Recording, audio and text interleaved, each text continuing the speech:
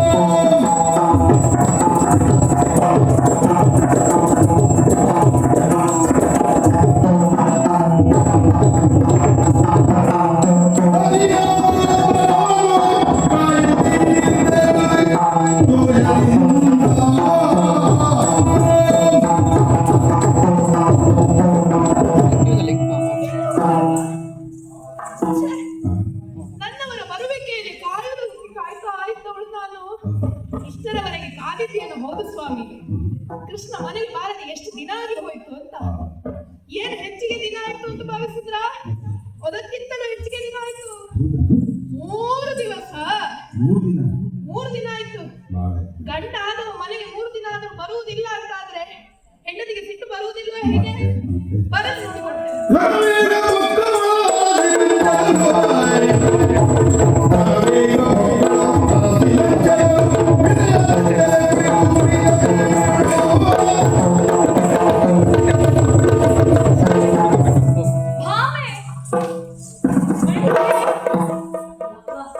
ಇಂದು ಭಾಮಾದೇವಿಗೆ ಸಿಟ್ಟು ಬಂದಿದೆ.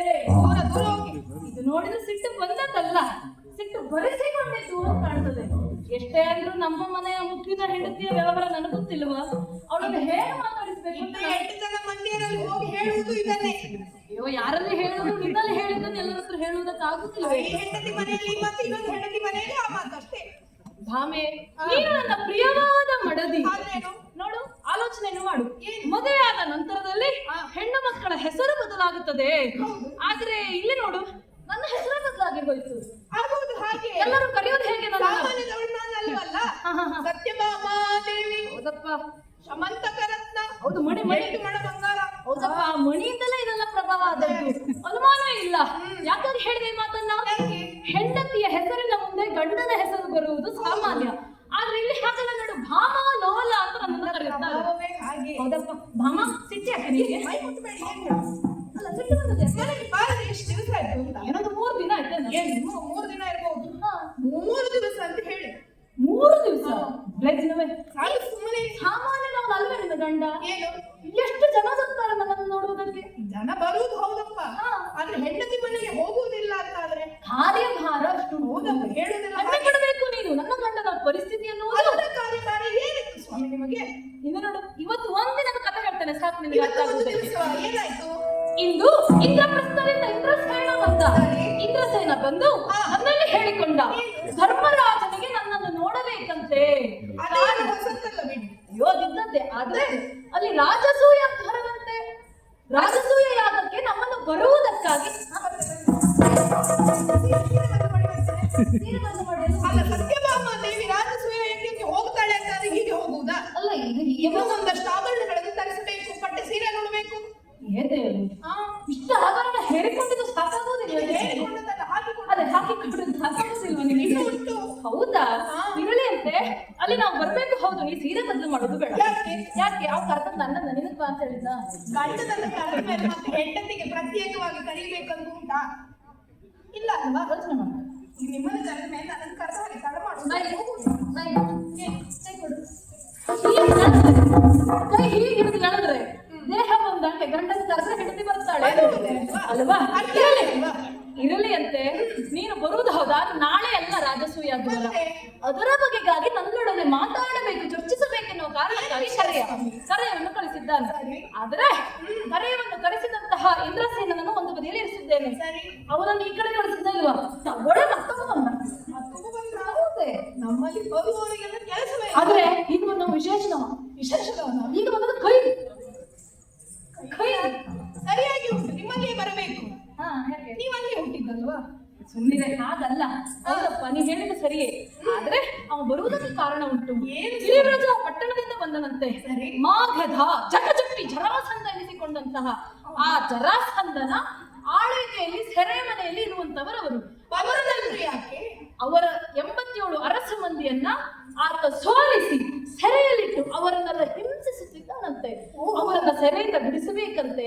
ಅದಕ್ಕಾಗಿ ಬಂದ. ಅವರಿಗೊಂದು ಆಶ್ವಾಸನೆ ಕೊಟ್ಟಿದ್ದೇನೆ ನಾನು. ನೀವು ಆಶ್ವಾಸನೆ ಕೊಟ್ರ? ಅನುಮಾನವೇ ಇಲ್ಲ. 87 ಮಂದಿಯನ್ನು ನಾನು ಸೆರೆಯಿಂದ ಬಿಡಿಸ್ತೇನೆ. ಅಷ್ಟೇ ಅಲ್ಲ, ಆ ಮಾಘನನ್ನ 8 ದಿವಸದೊಳಗೆ ಸಾಯಿಸ್ತೇನೆ, ಕೊಲ್ತೇನೆ. 8 ದಿವಸ ಕೊಲ್ತೇನೆ.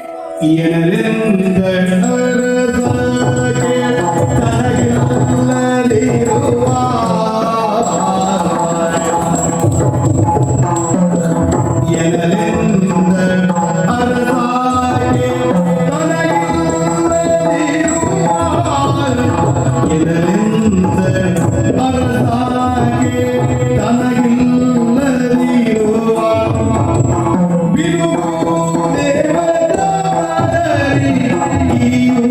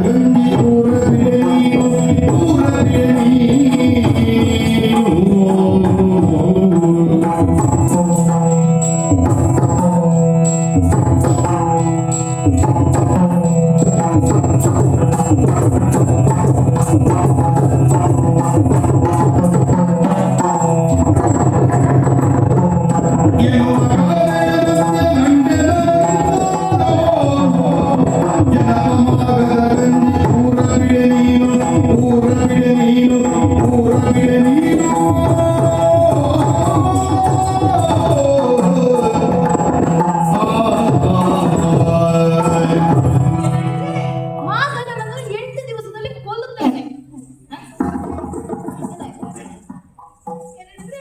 ಮಾಗದನನ್ನು 8 ದಿವಸದಲ್ಲಿ ಕೊಲ್ಲುತ್ತೇನೆ. ಸಾಕು ಸುಮ್ಮನಿರ್ತೀರ ಸ್ವಾಮಿ. ನೀನು ನಗುವುದು ಯಾಕೆ? ನಗುವಂತ ಮಾತನ್ನ ನೀವು ಆಡಿದ್ದೀರಿ ಈಗ. ಯಾಕೆ? ಮಾಗದನನ್ನು ನೀವು ಕೊಲ್ಲುವುದಾ? 8 ದಿವಸದ ಒಳಗಾಗಿ. ಹೌದೇ? ಲೋಕದಲ್ಲೊಂದು ಮಾತುಂಟು, ನಮ್ಮಲ್ಲಿ ಯಾವುದಾದ್ರೂ ವಸ್ತು ಅಥವಾ ವಿಷಯ ಉಂಟಾ ಮತ್ತೊಬ್ಬರಿಗೆ ನಾವು ಹೇಳಬಹುದು. ಒಂದು ವೇಳೆ ನಮ್ಮಲ್ಲಿ ಇಲ್ಲ ಅಂತಾದ್ರೆ ಕೊಡುವುದು ಏನನ್ನ? ಏನು ಅಂತ ಕೊಡುವುದು ನಾವು? ಹಾಗೆ ಆಯ್ತೀಗ. ಯಾಕೆ? ಯಾವುದೋ ಒಂದು ಕಾಡಿನಲ್ಲಿ ಹೋದಿರಿ ನೀವು. ಕಾಡಿನಲ್ಲಿ ಯಾವುದೋ ಒಂದು ಕಲ್ಲಿತ್ತು ಅಂತ ಭಾವಿಸಿಕೊಳ್ಳೋಣ. ಆ ಕಲ್ಲು ತಾಳಿ ದೇವತೆ ವನಕ್ಕೆ ಇನ್ನು ಹಾಗೆ ಮೆರೆಯುತ್ತಿರಬಹುದೇನು ಸರಿ ಅಲ್ವಾ?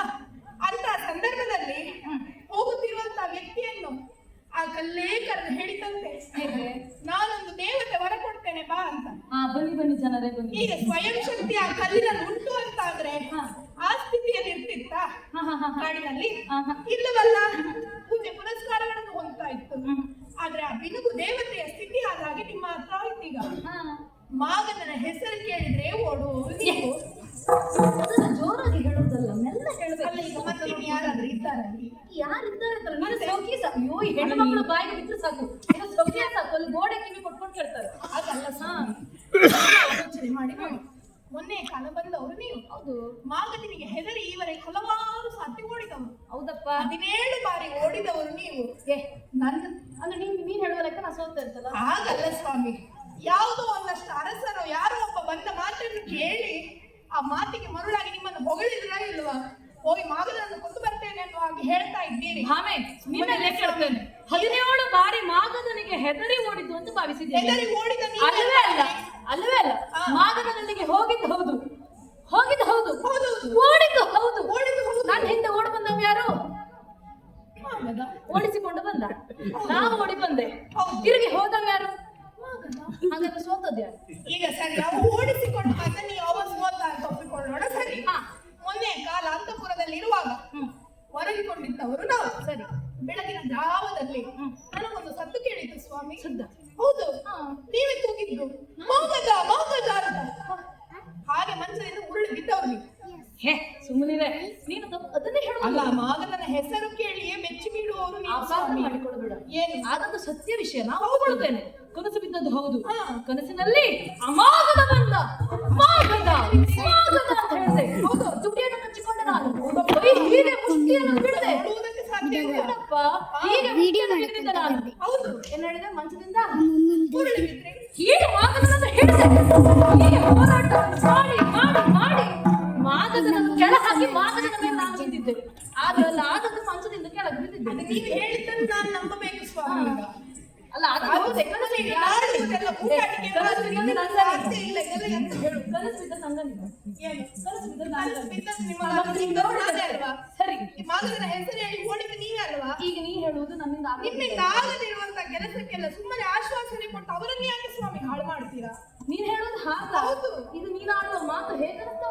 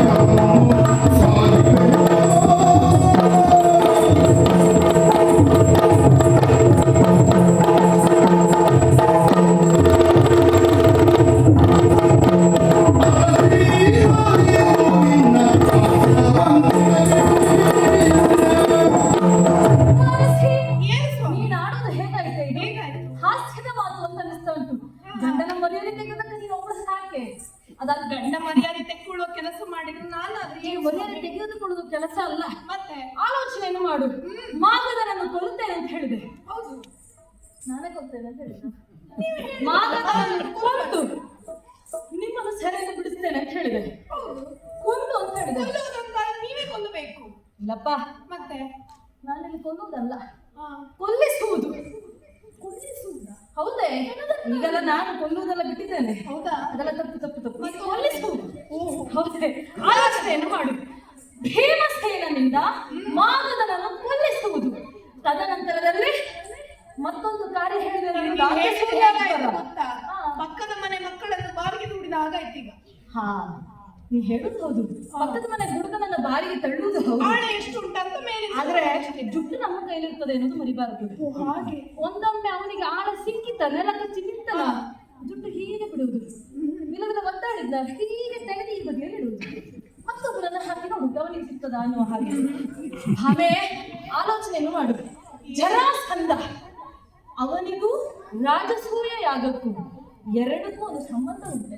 ಏನು? ಧರ್ಮರಾಯ ನಡೆಸುವಂತಹ ರಾಜಸೂಯ ಯಾಗಕ್ಕೆ ವಿಘ್ನ ಬರುವುದಕ್ಕೆ ಅವನು ಕಾರಣಭೂತನಾದನು ಎನ್ನುವ ಈ ಮುಂದಾಲೋಚನೆಯಿಂದ ರಾಜಸೂಯಾಧ್ವರ ನಡೆಯುವ ಪೂರ್ವದಲ್ಲಿ ಜರಾಸಂಧನನ್ನು ಕೊಲ್ಲಬೇಕು. ಆದರೆ ಕೊಲ್ಲುವುದಾದ್ರೆ ಹೇಗೆ? ಭೀಮಸೇನನನ್ನು ಮುನ್ನಡೆಸಿಕೊಂಡು ಜರಾಸಂಧನನ್ನು ನಾನು ಕೊಲ್ಲಿಸ್ತೇನೆ.